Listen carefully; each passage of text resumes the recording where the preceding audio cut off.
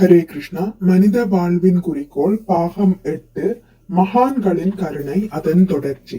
குடும்ப வாழ்வில் கிருஷ்ண உணர்வை பயில முடியுமானால் மிகவும் நல்லது. பக்தி வேதாந்த தாகுரா குடும்பஸ்தராகவும் மாதிஷ்டேட்டராகவும் இருந்தார். எனினும் பக்தி தொண்டில் சிறப்பாக ஈடுபட்டிருந்தார். பிரகலாத மகாராஜாவும் துருவ மகாராஜாவும் கிரகஸ்தர்கள்.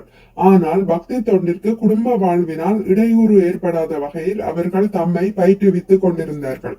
எப்போதும் கிருஷ்ண உணர்வில் இருக்கும் கலையை நான் கற்றுக்கொண்டிருக்கிறேன் என்று பிரகலாத மகாராஜா கூறுகிறார். அது என்ன கலை? காயன மகாமிருத மகன்சித்தக, பிரபுவின் வெற்றிகரமான வீர செயல்கள் மற்றும் லீலைகளின் புகழை பாடுவது. கிருஷ்ணர் வீர செயல்கள் புரிபவர். கிருஷ்ணரின் நாமம், புகழ், செயல்கள், நண்பர்கள் மற்றும் அவரை சார்ந்த எல்லாம் வீரம் மிக்கவை. நான் எங்கு சென்றாலும் உமது வீர செயல்களின் புகழ் பாடி பாதுகாப்பாக இருப்பேன் என்ற நிச்சயம் எனக்குண்டு. நான் வீழ்ச்சி அடைவது சாத்தியமல்ல. ஆனால் எப்பொழுதும் கடினமாக உழைக்கும் தேவையை கொண்டுள்ள நாகரிகத்தை உருவாக்கியுள்ள இந்த மக்களுக்காக நான் கவலைப்படுகிறேன். எப்போதும் அவர்களை பற்றியே எண்ணுகிறேன் என்று பிரகலாத மகாராஜா கூறுகிறார். பிரகலாத மகாராஜா மேலும் கூறுகிறார், பிராயண தேவ முனைய ஸ்வவிமுக்தி காமர மௌனம் சாந்தி விஜனேன பார்த்த நிஷ்டா நைதான் விஹாய கிருபணான் விமுமுக்ஷ ஏகோ நாண்யம் த்வத் அஷ்ய சரணம் பிரமதோனுபச்யே. அன்புள்ள பிரபுவே, தம் சொந்த முக்தியில் அக்கறை கொண்டுள்ள சாதுக்களும் முனிவர்களும் பலர் இருக்கிறார்கள். ஸ்ரீமத் பாகவதம் 7ஆம் காண்டம் 9ஆம் அத்தியாயம் பதம் 44. முனைய என்றால் முனிவர்கள், அதாவது தத்துவ ஞானிகள். பிரயேண தேவ முனைய ஸ்வமுக்த காம, அவர்கள் தம் சொந்த முக்தியில் மிகுந்த அக்கறை கொண்டிருக்கிறார்கள். அவர்கள் இமயமலை போன்ற தனி இடங்களை நாடி செல்கிறார்கள். அவர்கள் யாரிடமும் பேசுவதில்லை.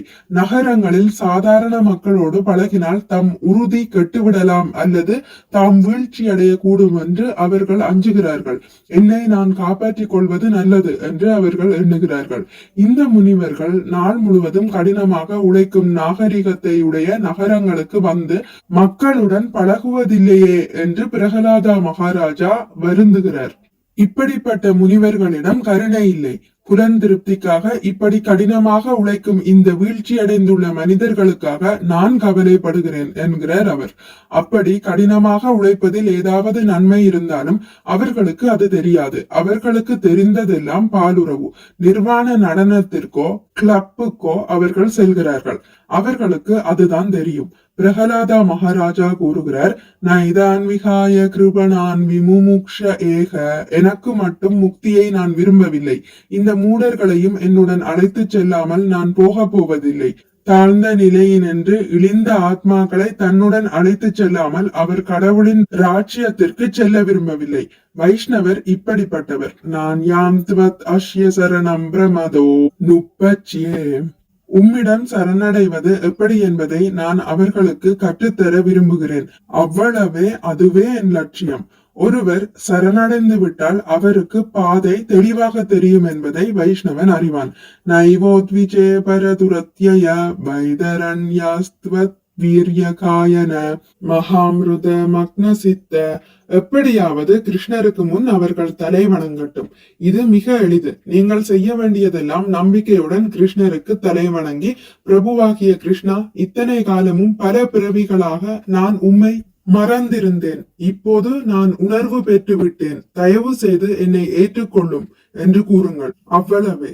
இந்த யுக்தியை கற்று முழு மனதுடன் பகவானை சரணடைந்தால் போதும். அப்போது பாதை தெளிவாக தெரியும். வைஷ்ணவனின் தத்துவம் இதுவே.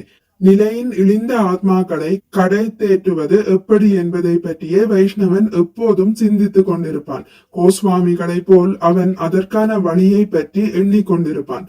ஹரே கிருஷ்ணா. இத்துடன் நான் முடித்துக் கொள்கிறேன். இனி அடுத்த பதிவில் இதன் தொடர்ச்சி தொடரும். மிக்க நன்றி. ஹரே கிருஷ்ணா.